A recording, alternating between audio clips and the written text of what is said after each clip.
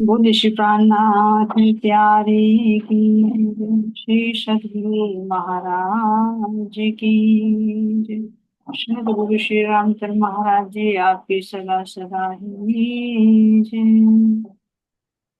दो सतगुरु चरण को करो सप्रेम प्रणाम। अश्वरण मंगल करण देव चंद्र जी नाम। श्री प्राणनाथ मूलपति सिर मेहराज शुभ नाम। तेज कुंवर श्यामा युगल को पल पल करो प्रणाम। मेरे प्राणनाथ तुम सत्य हो, तुमसे चलत जा मैं अधीन करने लगी गृह की नाग। गृह की नाग। और ऋषि प्राणनाथ प्यारे की धाम के धनी की कृष्ण कन्हैया लाल की। प्राण प्यारे श्री प्रसाद जी आप सबके धाम में तेरे विराजित ये तुम प्राण बल्लभ के चलते सुंदर साज जी पीठक साहिब की ओर। तो कल कहाँ का प्रसंग सुना हमने सुंदर साज जी मुजाहिदपुर में, है ना। जो बिरजा कुमार थे तो उन्होंने अपना अनुभव बताया कि किस तरह से उन्होंने महाराज जी का जब तोम्बी पकाई तो उनका आमा भी ठीक हो गया। फिर दूसरी बात में किस तरह से उन्हें ध्यान अवस्था में ही परलय के दर्शन कराए कि परलय कैसे होती है, और अगर तुम सदगुरु की शरणागति हो तो कैसे तुम इस परलय से आसानी से निकल जाओगे, तुम्हें इसमें पगडंडी कैसे मिल। फिर इसके बाद सुंदर साजी तीसरे प्रसंग में महाराज जी ने क्या किया, उनको दर्शन कराए मंदिर के, जो मुजाहिदपुर में मंदिर बना हुआ है तो उसके दर्शन इनको पहले ही करा दिए। क्यों? ताकि ये भ्रम ना हो कि हाँ भाई हम कहीं नींद सी में हो जाते हैं तो मैं ऐसे कुछ उल्टा सीधा देख लूंगा। यानी कुछ सत्यता भी होती है जो महाराज जी कुछ अनुभव कराना चाहिए। तो किस तरह से मंदिर के दर्शन कराए, फिर इसी तरह से मंदिर मुजाहिदपुर में बना। और फिर किस तरह से जब वो वहां पर बंगला जी पर छप्पर डाला जा रहा था मुजाहिदपुर में ही, तो कैसे वो पागल व्यक्ति था जिसके ऊपर पिशाच बैठा था। तो महाराज जी ने कृपा करके कैसे उसको उसके बंधन से मुक्त कराया और उसका पागलपन भी ठीक कर दिया। अब आ जाइए मुजाहिदपुर से शेर। तो शेरपुर की घटना बता रहे महाराज जी की सन 2000 विक्रम संवत 2000 में मंदिर की स्थापना हो गई शेरपुर मंदिर की, है ना। गाजे बाजे के साथ मुजाहिदपुर से हाथी मंगाकर उस पर सवारी निकाली गई ना, सबको बुलाकर मंदिर की स्थापना हो गई। क्योंकि चूहड़ और भूले ने तो जमीन दान कर दी थी, महाराज जी के नाम रजिस्टर कर दिए थे आश्रम के नाम। और गांव के सभी सुंदर साधु ने क्या कर दिया था, तन मन और धन से सबसे सहयोग करके मंदिर बनाकर तैयार। फिर उसमें कैसे राज श्यामा जी की पधरावनी की गई। और दिन प्रतिदिन क्या होने लगा, वहां पर सत्संग भी बढ़ने लगा और सुंदर साथ की संख्या भी बढ़। लेकिन बढ़ते बढ़ते कुछ को खुशी होती है तो कुछ को ईर्ष्या भी होती है, ये सभी के साथ। और हर क्षेत्र में, चाहे वो लौकिक ही क्यों न, उसमें भी ऐसा ही। तो यहाँ महाराज जी बता रहे हैं कि किस तरह से यहाँ पर दज्जाल आता है शेरपुर आश्रम की छवि बिगाड़ने के लिए। लेकिन महाराज जी उसका भी कैसे इलाज करते हैं, कैसे वो भागता है। चलते हैं। कह रहे हैं यहाँ पर, मुल्क बटा जिस दम आपस में हिंदुस्तान व पाकिस्तान। जब हमारा देश आजाद हुआ तो तब भारत और पाकिस्तान का बंटवारा भी हुआ, क्योंकि उन्होंने अलग मांग की मुसलमान लोगों ने कि भाई हम अलग चाहिए, है ना। तो उसी समय की बात है। कह रहे सुविधा मिली सभी को भारी, गया शेरपुर जो इंसान। पहले महाराज जी लाहौर गए थे, संदेश दिया था कि भाई चलो तुम वहां पर अपने देश, लेकिन कोई आया नहीं था। कोई गिना चुना आया जिनको विश्वास हो गया, लेकिन अधिकतर लोग कब आए, जब वहां से मौत का तांडव देखकर अपनी जान बचा बचा कर अपने घर बार प्रॉपर्टी सब कुछ छोड़ छाड़ कर भाग गए। तो यहाँ भारत में, हिंदुस्तान में कोई ठिकाना नहीं मिला। तो जितने भी बहुत शरणार्थी आए, तो उन्होंने सुना, सहारनपुर में आते रहे, सुनते रहे कि भैया सिरपुर में एक महात्मा जी हैं, उनके आश्रम पर सबको जो जिसको सुविधा चाहिए वो सुविधा वहां पर मिल रही है। रहने के लिए जो स्थान मिल रहा है, खाने के लिए भोजन मिल रहा है, पहनने के लिए वस्त्र मिल रहा है, और जिसको इधर उधर के धन की आवश्यकता होती है तो उसको धन भी दिया जाए। तो सबके दिल में आता कि भैया जब ऐसी सुविधा है तो इधर उधर क्यों भटके, वहीं चले। तो यहाँ सुंदर साथ की शरणार्थियों की बहुत भीड़ हो गई। तो यहाँ पर कह रहे हैं, सतगुरु, हे दयाल श्री सतगुरु, इतने पूरी करी उसी की। आश्रम दिया वहां जो आया, फैल गया वहां जिसका। सतगुरु के सामने जिसका हाथ फैल गया, उसको सतगुरु महाराज जी उसकी इच्छा को जो अब भी है सुनिए। चाहे तुम लौकिक लो और चाहे तुम पारलौकिक, जैसा तुम चाहोगा वैसा ही तुम्हें मिलेगा। कोई खाली न गया, इनके कहते कछु लिया हक का, असो पर्याय इश्क के कैद में, और कहीं नहीं जा सकता। और कहीं नहीं जा सकता वो, फिर तो वो इश्क के कैद में पड़ जाता है। कि कौन? जिस पर सतगुरु की बातों में दृष्टि पड़ जाती, अंदर की मेहर हो जाती। वो लेने वाले के भी ऊपर निर्भर है कि बाहर बाहर का लेकर खुश हो रहे हैं या साथ में अंदर का भी चाहिए, देने के लिए बैठे। तो यहाँ कह रहे हैं, जैसे जैसे वहां सबकी इच्छा पूरी होती गई, एक दूसरे को बताते गए, तो ख्याति फैलती गई मंदिर की। अब कह रहे हैं यहाँ पर कि सब लोग उनको देखकर कह रहे, भैया ये तो बड़ा मतलब चमत्कार है कि इतने लोगों को, कोई राजा भी हो तो वो भी भरण पोषण ना कर पाए, और रिश्ते नाते वाले तो सबसे पहले ही मुंह फेर लेते हैं, भैया कहीं वहां से हमारे यहाँ ना आ जाए, पूरा परिवार रखना पड़ जाए। लेकिन जिनका कोई नहीं होता उनके परमात्मा होते हैं, वे सतगुरु। तो सबको देख देख कर आश्चर्य होता, जैसे पीछे देखा था ना, उनको भी हुआ था कि भैया यहाँ पर इतना खर्चा कैसे चलता। जिसको जो चाहिए ऐसा ही आता है बनारस माता, उनके सास ससुर को भी ऐसा ही, एक को नहीं सबको, जो भी सुनता वो, अरे भाई ऐसा हो सकता है कि सबकी पूर्ति हो? कहा नहीं भाई, हो रहा है, चलकर देखो। लेकिन जो भी जाता उसकी इच्छा पूरी होती। तो दूर दूर से एक से सुनी दूसरे ने, दूसरे से सुनी तीसरे ने, तीसरे चौथे से, ऐसे ख्याति फैलती चली गई। अब यहाँ पर कह रहे हैं, सभी किस्म के रहते जग में, भले बुरों का जग बाजार, चीज हर एक मिल जाती है यहाँ, यहाँ सार भी है और असार। इस संसार में पॉजिटिविटी भी है तो निगेटिविटी, अच्छे लोग भी हैं तो बुरे लोग भी, भक्त है तो राक्षस भी। क्यों ऐसा? क्योंकि ये द्वैत की दुनिया है। और जब सृष्टि बनी, जब ब्रह्मा जी ने बनाए, देवता बनाए, तो दानव भी तभी बने। सृष्टि के आदि से ही हैं और सृष्टि के अंत तक ये रहे, नहीं तो सृष्टि नहीं चलेगी। दोनों चीज जरूरी। तो यहाँ कह रहे हैं, यहाँ हर एक चीज मिल जाती है, यहाँ अच्छे लोग भी हैं, बुरे लोग भी हैं, यहाँ सार भी है और असार भी है। दोनों चीज लेने वाले के ऊपर निर्भर है कि तुम क्या लोगे। जैसे इस शरीर से कहे कि भाई, इस शरीर से तुम अच्छा भी कमा सकते हो, पुण्य भी कमा सकते हो, पाप भी कमा सकते हो, वो तुम्हारी चॉइस है, तुम क्या चुनना। मेले के आसार बढ़े फिर दुगना भरता अगले साल।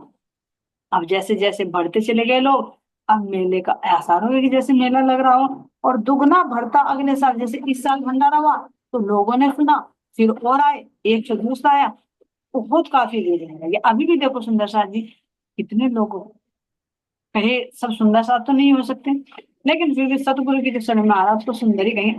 उस पल के लिए तो सुंदर है ही है। जब अगर वो सतगुरु की शरण में आया, भले ही लौकिक इच्छा लेकर आया, आया तो सही, उस घड़ी तो उसके कदम वहां पर पड़े। तो कितना सुंदर साथ होता है मेरे। तो यहाँ कह रहे हैं, सह ना पाए कुछ व्यक्ति ख्याति, यह उठी जलन की उनमें झाल। जैसे जाल के अंदर झाल उठती है ना, लहरें उठती हैं, ऐसे ईर्ष्यालु लोगों के हृदय में ईर्ष्या की लहरें उठने लगी। अब जब लहरें उठेंगी तो ऐसा तो नहीं कि वे कुछ करेंगे नहीं, उथल पुथल तो जरूर करेंगे।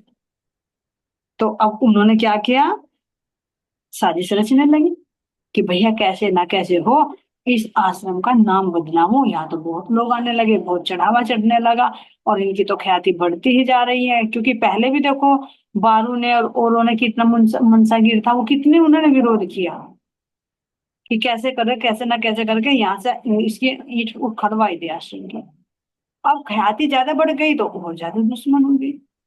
तो उन्होंने भी साजिश रची कि कैसे न कैसे इसका नाम बदनाम किया जाए, लोगों के अंदर ये विश्वास बढ़ता रहा भाई यहाँ तो किसी चीज की कमी नहीं है। तो वो ही पॉइंट ढूंढा कि यहाँ पर कुछ ना कुछ कमी हम दिखाए। तो आगे क्या कह रहे हैं, जैसे मेला हुआ तो मेले के साथ साथ में ही लोगों ने सोचा वैसे तो बिगाड़ेंगे नहीं, लेकिन प्रोग्राम जब होता है, भंडारा जब होता है तो काफी लोग होते हैं, और उस समय अगर बदनामी हो जाए तो सारे में फैल जाएगी। और लोगों की तो ये नियत ही होती है सुंदर शादी। यहाँ पर भी देखो किसी की मैरिज पार्टी हो, कुछ हो, है ना, हर खुशहाली से सब कुछ सामान चल जाए, कुछ बच जाए तो कोई प्रॉब्लम नहीं होती। कोई 100 में एक बंदा कहेगा भैया बहुत अच्छा किया। अगर कहीं पर किसी एक चीज की कमी पड़ गई तो सारे में हो जाएगी, अरे वहां तो सारा ही सामान रख दिया था, हमने कभी रसगुल्ले भी नहीं थे, रसमलाई भी नहीं थी, वहां तो सारी चीज खत्म हो गई थी। उसको नहीं गाएंगे जो इतना स्वादिष्ट व्यंजन बनाए हैं, इतना तुम खाकर आए हो या बचे पड़े रहे, उन्हें नहीं कोई गाएगा। अगर एक चीज की कमी लग गई तो वो 10 को आगे बताएगा, अरे वो तो वहां खत्म हो गया था। और दूसरा कहेगा अरे इतना, बताओ भैया इतने लोग क्यों बुलाए थे जब हैसियत नहीं थी करने की। सो बात। तो ऐसा ही इन्होंने युक्ति निकाली कि क्यों ना हम जब भंडारा हो, जब काफी सुंदर साथी इकट्ठे रहेंगे, तो उन्हीं के सामने कुछ ऐसा काम करें जिससे सबके दिमाग में ये हो जाए कि यहाँ तो ऐसा कुछ नहीं है जैसा तुम समझ रहे हो। बना ली प्लानिंग। आ गए महाराज जी के पास में। आते ही महाराज जी के चरणों में प्रणाम किए, और प्रणाम करके कहा महाराज जी आप हमें सेवा दीजिए। क्योंकि ये हमने समझ सोचा है कि भाई शेरपुर है और यहाँ सबकी इच्छा पूरी होती है, तो हम भी एक उम्मीद लेकर आए, हम कुछ सेवा करना चाहते हैं। महाराज जी ने पूछा भाई क्या सेवा करना चाहते हो, कोई बात नहीं आपका आश्रम है, बताओ क्या करना चाहते हो। फिर महाराज जी से कहा कि जो आप देना चाहो। महाराज जी ने कहा नहीं भैया जो तुम कर सकते हो, जो तुम्हें सुटेबल हो वो बताओ। मान लीजिए मैं कोई और सेवा दे दूं, तुम उसे ना निभा पाओ, तो जो तुम्हारे सुटेबल हो वो बताओ, तुम तो वही सेवा तुम्हें मिल जाएगी। तो उनके तो दिल में पहले ही था। तो उन्होंने महाराज जी से कहा कि हम रसोई की सेवा लेना चाहते हैं, क्योंकि सबसे ज्यादा खाने का ही मैथ है तो सुंदरता जी, है ना। तो उन्होंने कहा कि हम भोजन की सेवा लेना चाहते हैं, और मलकाहास जो मेला भरता है ना वहां पर भंडारे में हम ही सेवा करते हैं। तो इसलिए हम रसोई के जो भोजन प्रसाद वगैरह बनता है, लंगर के लिए भोजन बनता है, उसे हम अच्छी तरह से बना लेते हैं, हमें बहुत एक्सपीरियंस है। नाजी ने कहा भैया वही तो बहुत अच्छी बात है, जब तुम इसमें पारंगत हो और तुम वहां पर भी और आश्रम में भी करते हो, तो कोई बात नहीं तुम दे लो, क्योंकि महाराज जी तो कृपा के सागर है, सबकी इच्छा की जैसा तुम लेना है वैसा ही मिलेगा तुम्हें। लेकिन दिल में क्या मनसा है वो तो तुम जानो, तुम्हारा काम जाने। तो महाराज जी ने कहा कि ले लो। अब उन्होंने पूछा महाराज जी ने भाई तुम कितने सेवादार हो ये भी बता दो। तो उन्होंने बताया भाई हम तो कोई ऐसे है 5-6 आदमी हैं, क्योंकि रसोई की सेवा लेंगे, इसमें और जो लगेगा तो वो हम अपनी तरफ से आदमियों को बुला लाएंगे, आप चिंता ना करें। महाराज जी ने कहा ठीक है भैया तुम संभालो तुम्हारा काम। लेकिन उन्होंने क्या कहा, महाराज जी हमारी एक सेवा है, एक शर्त है। क्या शर्त है उन्होंने करते कहने लगे सतगुरु से, अच्छा इन सब जिम्मेदार रसोई के हैं, थामेंगे हम तब ये है काम, और दखल ना दे सेवा में भंडारे में घुसे न। ये हमारी आपसे गुजारिश है या शर्त है कि हम इसकी सेवा तो ले लेंगे, लेकिन पूर्ण रूप से लेंगे, और ये प्रतिबंध रहेगा कि भंडारे के अंदर जो भंडार गृह होता है, कोठार होता है, उसमें कोई भी बंदा प्रवेश ना करे। और रही बात परोसने की, जो लंगर बैठ जाती है, पंगत बैठ जाती है, तो उनको हम ही परोसेंगे, ना तो कोई अंदर प्रवेश करे और ना ही परोसे, ये सारी जिम्मेदारी हमारी रहेगी। महाराज जी ने कहा भैया बहुत अच्छा, तुम्हारा तो सेवा भाव बढ़ता जा रहा है कि सारी सेवा अपने आप लेना चाह रहे हो। महाराज जी ने तिल खोल कर कह दिया कि ठीक है भाई, तुम्हारी जैसी इच्छा हो तुम करो। तो महाराज जी ने युगल दास जी को दे दिया आदेश, चलो भाई इन्हें बताओ रसोई कहाँ पर है, कैसे कैसे करना, कहाँ पर भंडारा है, सब कुछ सौंप दो, सौंप कर तुम वापस आ जाओ, सारी जिम्मेदारी इन पर सौंप। चल देते लगा देते। यहाँ कह रहे हैं यहाँ पर सेवा धामी इस प्रकार वह लेते अब बनाते आप, सर्वे सर्वा ये रसोई के दखल ना दे कोई सुंदर। सर्वे सर्वा बन गए रसोई के, कोई सुंदर साथ को महाराज जी ने मना कर दिया, कोई अंदर प्रवेश ना करे तो कौन जाए अंदर, सारी जिम्मेदारी उनकी थी। कह रहे यहाँ पर मेला वाला दिन जब आया, सुनो साथ उस दिन की बात, पहली पंगत जीम चुकी जब और देवी बैठी आई। बना दिया उन्होंने जो भी भोजन प्रसाद बना, बनाकर पंगत बैठ गई, जिमा दी पहली पंगत को तो जिमा दिया। लेकिन जैसे ही दूसरी पंगत बैठी तो तभी क्या किया उन्होंने, बोले खत्म, अंदर से सामान सभी कुछ वे ही देते थे लाकर, बोले दाल खत्म ही समझो, कहीं परसना कहीं नहीं, क्योंकि अंदर किसी की एंट्री है नहीं, पड़ोस अपने आप रहे। तो जैसे जैसे दाल थे चावल थे, तो उन्होंने कहा कि किसी को तो भैया दाल, पहली पंगत को तो जिमा दी, दूसरी पंगत में कहने लगे भैया अरे भाई दाल तो थोड़ी रह रही, थोड़ी थोड़ी ले लो, किसी को दे किसी को नहीं दी।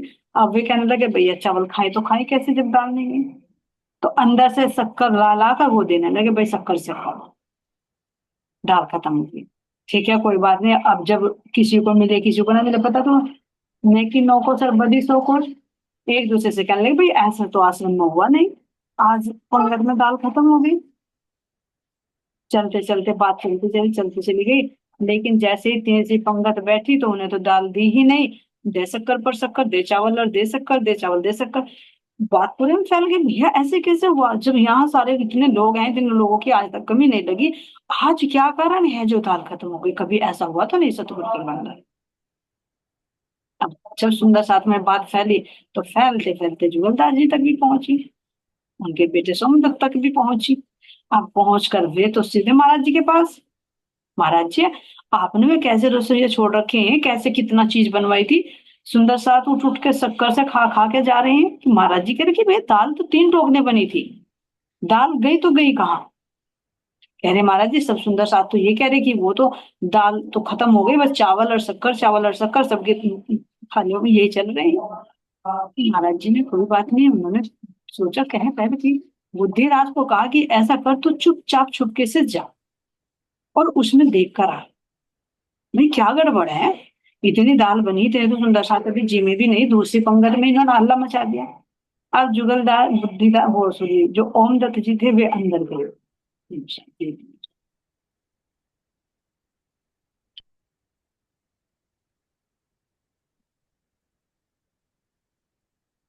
हाँ, तो जुगलदास जी महाराज ने जब महाराज जी को बताया तो महाराज जी ने सोमदत्त को कहा कि भाई तू ऐसा कर, तू चुपके से जा और देखकर आ बात को। अब जैसे भी नजर बचाई, क्योंकि वो 30 तो किसी को है नहीं, तो उन्होंने शर्त लगा ली थी पहले ही। तो जब जैसे ही गए देखा तो वहां तो दो टोकने भरे रखे दाल के, एक ही खाली हुआ था, दो रखे। अब देखकर चुपचाप निकले, निकल कर महाराज जी के पास और महाराज जी को बताया। फिर सोचा कि भाई मैं बताऊं, शायद कुछ बात हो ना हो, कहीं गिरा दे, मैं झूठ माना जाऊं, हो जाता है कभी कभी उल्टा भी फंस जाता है इंसान। तो उन्होंने कहा कि महाराज जी आप ही चलो, आप ही देखिए महाराज को, मैं तो देखी। अरे भाई बता तो तू है क्या वहां पर, नहीं कहा आप ही चलिए आप ही चलिए। अब जब चुपके से महाराज जी को भी ले गए, महाराज जी ने देखा तो वहां तो दो लोग ने भूख रखे दाल के। फिर मैटर क्या है भाई, जब हर सुंदर साथ को दाल नहीं दी जा रही है और हल्ला मचाया जा रहा है दाल खत्म हो गई, दाल खत्म हो गई, तो मैटर क्या है। महाराज जी को चढ़ गया पारा, तुरंत उन सबको वहां पर बुलाया गया, जुगलदास जी को भेजा कि उन सबको जितने भी थे रसोइया उन सबको बुलाकर यहाँ लेकर। अब जैसे कहने कि अभी पंगत तो रुकवा दो लेकिन उनको बुलाओ, और जो सुंदर साथ है उनको लगा दो तुम सेवा में, इनके रुकवाओ, इन्हें यहाँ बुलाओ, और जो और सुंदर साथ है उन्हें सेवा में लगाओ, जो सेवादार है, ताकि लंगर भी चलता रहे, क्योंकि देख ले उन्होंने दाल तो रखी, रोकते हैं तो हमें बताना। अब सबको जुगलदास जी महाराज जी बुलाकर लेकर आए महाराज जी के पास, और देखते ही उनको महाराज जी का जब चेहरा देखा तो तुम्हारा है कि कहीं ना कुछ तो गड़बड़ है। अब आते ही इतना ही महाराज जी का चेहरा ही देखा कि एक क्रोध, आंखों में लालीपन। अब देखते ही महाराज जी के स्वरूप को तो क्या हुआ, वे चरणों में लेटकर साष्टांग प्रणाम बने, बोले नहीं महाराज जी कुछ भी, क्यों, क्योंकि अंदर के भाव समझ गए कि जो और कहते ना कि चोर की दाढ़ी में तिनका होता है, कि कहीं ना कहीं तुम्हारी पोल खुल गई। अब उसको एकदम फेंके तो दाल को फेंके कहाँ, कोई ना कोई तो देखेगा। अब रसोई के अंदर भी महाराज जी आ सकते, कोई ये तो नहीं कि बेनामा करवा दे तुम्हारे नाम भैया, रसोई की तो सेवा दी है। तो अब तो सोचा कि भैया अब तो मारे जाएंगे, इससे अच्छा तो महाराज जी के चरणों में गिरकर माफी मांगो। तुरंत सब गिर गिराकर माफी मांगने लगे, महाराज जी हमें आप माफ कर दो, हमारे से बहुत बड़ी गलती। लेकिन महाराज जी ने कहा कि खड़े हो जाओ, पहले खड़े हो जाओ और ये बताओ तुम्हारी मनसा क्या है। पूछे महाराज जी ने फटकार कि तुम चुपचाप होकर ये बताओ तुम्हारी मनसा क्या है। तुम यहाँ रसोई की सेवा लेने के लिए आए थे, जो भी मैंने कहा कि तुम्हें जो चाहिए रसोई की सेवा वो ले लो, जिसमें तुम पारंगत हो, जिसमें तुम्हें अच्छा लगती हो। तुम्हारी हमने वो बात रखी, तुमने कहा कि कोई अंदर एंट्री ना करे, वो भी बात रखी। तुम्हारे जिमाने की भी सारी जिम्मेदारी रखी, किस बात की कमी रखी, सारी जिम्मेदारी तुम्हें सौंप दी, जो भी तुम्हारी इच्छा थी वो खुल से करते रहे। फिर ये बताओ ये किया क्यों तुमने। आप बोले नहीं थे, क्या कह रहे हैं। पकड़ लिया पग इंद्र भगत ने भेजा हमें आपके पास, हमने किया हुक्म से जिनके नाम है उनका मुरलीदास। जो इंद्र भगत थे, इनके भजन भी है सुंदर सुंदर, उनमें वे भी थे। तो महाराज जी के चरण पकड़कर उन्होंने कह दिया कि हमने तो किसी और के हुक्म से किया, हमने अपने आप नहीं। और जिन्हें ने हमें भेजा है उनका नाम मुरलीदास। भंडारे की छवि बिगाड़ने के लिए हमको था भेजा, बदनामी हो जाए आपकी, थी महंत जी की इच्छा। ये महंत जी की इच्छा थी, और वे चाह रहे थे कि आपका बहुत नाम बढ़ रहा है, बहुत लोगों की संख्या बढ़ती जा रही है ना। आपके इस वैभव को, आपकी इस ख्याति को देखकर उनके अंदर ईर्ष्या हुई। तो इसलिए उन्होंने हमें भेजा कि तुम जाओ और उनकी भंडारे में उनकी छवि बिगाड़ दो आश्रम की। जो ये होता है ना कि अरे वहां तो कोई भी जाते सबको मिलता है, वहां बता दो कि वहां कमी है। एक बार बदनामी हो जाए फिर तो कहा बुराई तो फैलती चली, चाहे हो ना तो भी हो जाए। तो कहा सुनकर दी माफी, सतगुरु ने भगा दिए वे सब। देखो महाराज जी ने क्या, जब उन्होंने माफी मांगी तो महाराज जी ने माफ कर दिया। भैया क्या करें, ये तो किराए के टट्टू हैं, इन्हें तो पैसे देकर भेजा गया है, जैसे इनको दिया गया कहा गया ऐसे ही कर रहे हैं, फिर ऊपर से तो माफी मांग रहे। तो कितने कृपया के सागर हैं ना। और हम जैसे होते हैं तो वहीं गिरेबान पकड़ लेते, बताओ क्यों आए, तो बताओ क्यों आए। लेकिन महाराज जी की महिमा देखो, कितने क्षमाशील है और कितने सहनशील है। माफी दे दी कोई बात नहीं, चल कह दिया क्या कल्याण करे वे जग का, खुद है जिनका ऐसा हाल। कहा महाराज जी ने तुरंत वहां से चले गए, लेकिन समझा दिया भैया ऐसा किसी के भी कहीं भी आकर ऐसा गलत काम कभी ना करना, नहीं तो तुम्हें इतना हर्जाना भरना पड़ेगा, इतना हर्जाना भरना पड़ेगा कि तुम पूरे जीवन भी उसको सहन नहीं कर पाओ। ठीक है, तो यहाँ पर सुंदर साथ जो जीम रहा है वो कोई किसी की दावत नहीं जीम रहा, वो परमात्मा का प्रसाद जीम रहा है। और तुम उसमें ही छल कपट कर रहे हो। ये जो डोने, जो दो टोकने भरे रखे हैं दाल के, इसको तुम खाओगे या लेकर जाओगे। जब तुम सुंदर साथ को नहीं दोगे तो बर्बादी तो हो जाएगी। तो तुमने ऐसा किसी भी, समझा महाराज जी ने, कि किसी के भी कहने पर जो गलत काम है वो कभी मत कर। तो ये चेतावनी देकर महाराज जी ने उनको माफ कर कर भेज दिया। तो वे तो वहां से चल गई। लेकिन महाराज जी क्या कह रहे हैं कि जिनके अंदर ऐसी भावना हो तो भला वो जग का क्या करना। और ये देखो सुंदर शाह जी, ये महाराज जी दिखा रहे हैं उसी समय की नहीं, अब भी ना जाने के थी। एक गादीपति दूसरे गादीपति को ऐसे कहीं की बाज की नजर से देखता, चील की नजर से। अभी भी ईर्ष्या द्वेष अंदर भरा हुआ। तो महाराज जी ये तो कह रहे हैं, अगर तुम्हारे अंदर दूसरे को देखकर कि ये आगे ना बढ़ जाए, वो नफरत है, वो ईर्ष्या है, तो तुम जगत का कल्याण क्या करोगे। या ये सोच रहे हो कि भाई मेरी मेरी आश्रम की बड़ाई हो और दूसरे का आश्रम नीचे गिरे, या मेरे मंदिर की प्रशंसा हो दूसरे का मंदिर नीचे गिरे, या मेरी प्रशंसा हो तो दूसरे की प्रशंसा ना हो। तो उसमें महाराज जी ये दिखाना चाह रहे हैं कि वो जिसके अंदर ये भावना है वो किसी का तो क्या, वो अपना भी कल्याण नहीं कर पाए। क्योंकि ईर्ष्या एक ऐसी चीज है कि वो दूसरों को जलाने से पहले अपने आप हो जाए, दूसरों का नाश करने से पहले वो अपना नाश करे। तो यहाँ कह रही हैं, बड़ी दुकानों के पकवानों का निकला उस ढब का स्वाद, ठेकेदार धर्म के बनकर करवा रहे हैं ऐसा अपवाद।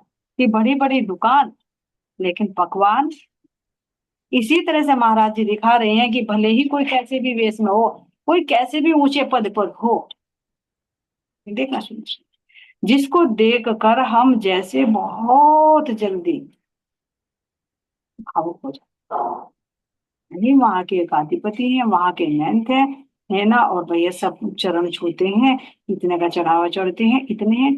तो वहां के, लेकिन महाराज जी कह रहे कि बात से नहीं, पीछे भी उन्होंने देखा कि कहाँ का कोई राजा क्यों ना हो, मुझे कीड़े के समान लगता है। क्यों? क्योंकि महाराज जी की दृष्टि देहिक नहीं थी, अंदर में दृष्टि डालकर देखते थे, अंदर में इसका स्टेटस कैसा है।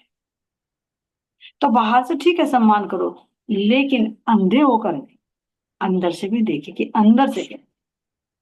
और वो उनकी भाषा से, उनके व्यवहार से पहचान,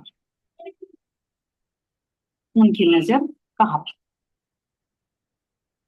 तो यही कह रही हैं, ठेकेदार धर्म के बनवा बनकर करवा रहे हैं ऐसा अपवाद। जो आपस में लड़ाई झगड़ा करते हैं या दूसरों को कोई इसी कारणवश भेज रहे हैं कि भाई उनका नीचे गिर, तो ये देखिए सुंदर सा जी, वो भी तो राज्य का भंडारा है। अगर शेरपुर आश्रम की ख्याति फैल रही है, तो क्या वो सदगुरु का नाम ऊंचा नहीं और राज्य का नाम ऊंचा नहीं है, या किसी और का हो? लेकिन क्या है, ये हमारी छोटी सी, जिन देखा वह भी पछताया और न देखा जिन पछताया। जिसने देखा वो भी पछताया, और जिसने नहीं देखा वो भी पछताया। कैसे पछताया? जिसने देख लिया तो देख कर वो अरे कहाँ फंस गया था, क्यों, इनकी असलियत तो ये, तो वो भी पछताया। और जिसने नहीं देखी वास्तविकता वो भी पछता रहा है, क्योंकि वो अंधा बनकर चल रहा है। जैसे भी कह रहे बस ऐसे ही करते जा रहा है, ऐसे ही करते जा रहा है।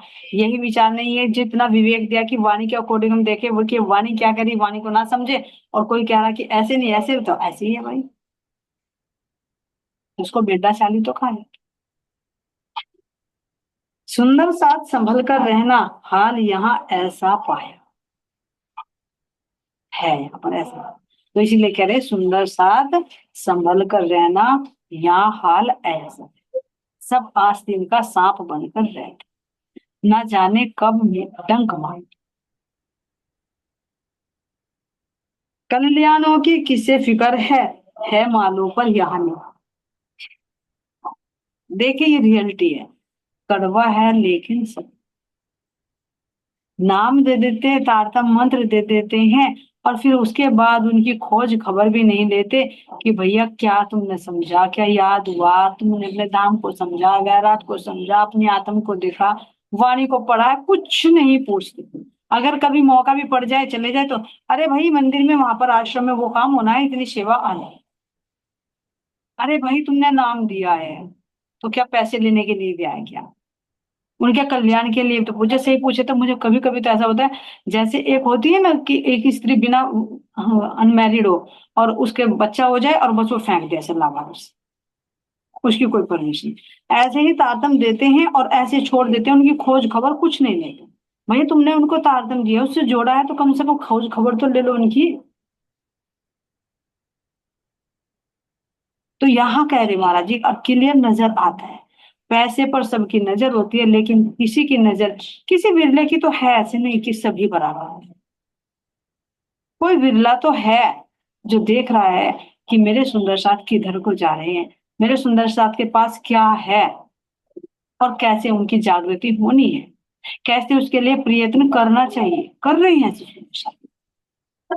लेकिन 99% यही हाल, कि माल चाहिए, हमारा कल्याण हो या ना हो, उससे हमारा कोई मैटर नहीं। वो तो राज्य के ऊपर छोड़ देते हैं, भैया राज्य चाहेंगे, राज्य की मेयर होगी तो वो जगाएंगे, हम कौन जगाने वाले हैं? तो फिर तातम देने वाले भी तो वही थे, कौन देने वाले? फिर पैसा लेने वाले भी तो वही है, फिर तुम क्यों मांगते हो? इसके लिए प्रयत्न नहीं। और मुझे तो ये लगता है कि अगर कोई किसी को तारतम्य देकर उनका गुरु बन रहा है और उनसे पैसे ले रहा है, तो ऐसा हो ही नहीं सकता कि उसका भी पुनर्जन्म हुआ है। क्योंकि जिनको तुमने तारतम्य दिया है, गुरु बने हैं, उन्होंने तुम्हें दक्षिणा दी है, तो क्या वो ऐसे ही छोड़ देंगे? कर्मों का बंधन नहीं लगेगा, लगेगा। फिर हो सकता है तुम्हें पुनर्जन्म देगा, फिर उनकी जागनी करने पड़े, जब तुम्हारे जीव को मुक्ति मिले। और अगर नहीं जागृति करेंगे, तो वाणी में खुद कह रहे हैं कि ऐसे गुरु जो शिष्य का पैसा तो ऐंठते हैं, लेकिन उसे कल्याण के मार्ग पर नहीं लेकर चलते, उसकी जागृति की परवाह नहीं करते, उसे ज्ञान से वाकिफ नहीं करते, उसका सन्मार्ग पर मार्गदर्शन नहीं करते, तो वो अगले जन्म में काला नाग बनता है, और जो उसके शिष्य होते हैं वे चींटी बनते हैं, और वो उसके अंदर स्किन में घुस घुस कर उसका खून चूसते हैं, जितना उसका हिसाब किताब होता है वो सारा चुकता है। वाणी में कोई चीज छिपी नहीं, सब कुछ है। लेकिन वाणी को पढ़े, समझे तो कुछ होश आए।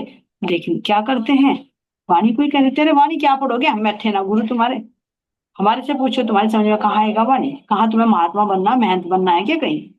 अपनी गृहस्थी में रहो, और हम जो सुनाते हैं उसको सुनते रहो। नहीं लेने देते वाणी भी। और सही पूछे, ये कह देते अरे वाणी कहाँ पढ़ोगे, वाणी के साथ में तो पढ़ने से अहंकार आ जाएगा तुम्हारे अंदर, इसलिए उस पर रोक लगा।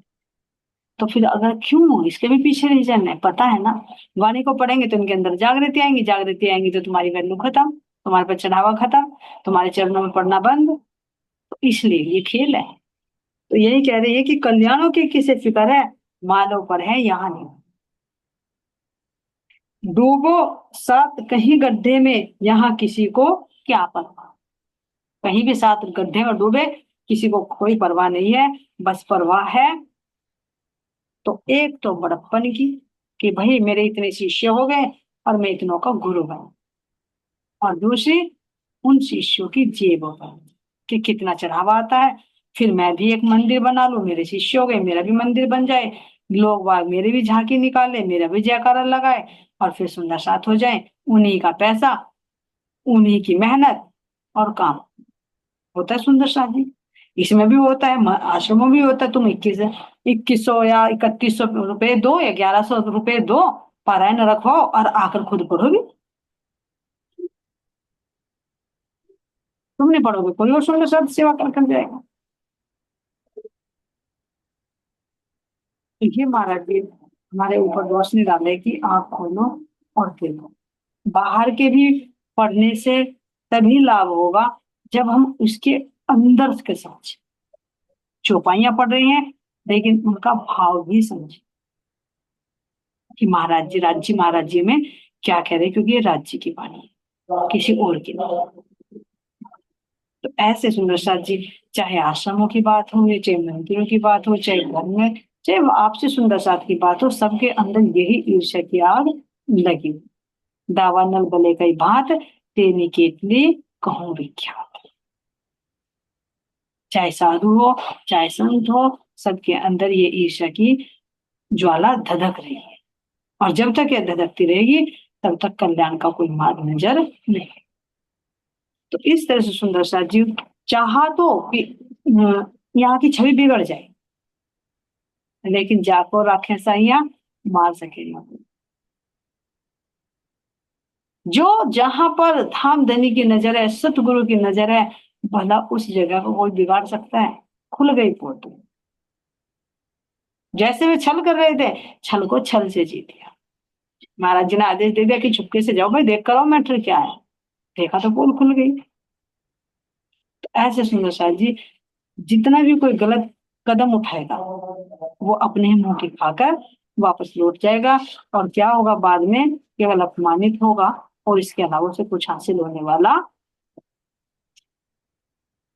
हम आगे चलते सुंदर साहब जी। अब चलेगा उम्र का प्रश्न, कि उम्र में महाराज जी के साथ में कैसा व्यवहार। तो ये प्रसंग सुंदर साहब जी अगली मीटिंग में लेंगे, अब के लिए नहीं। बोले श्री सतगुरु महाराज जी की जय। श्री प्राणनाथ प्यारे की हम की सर्व सुंदर साहब की जय।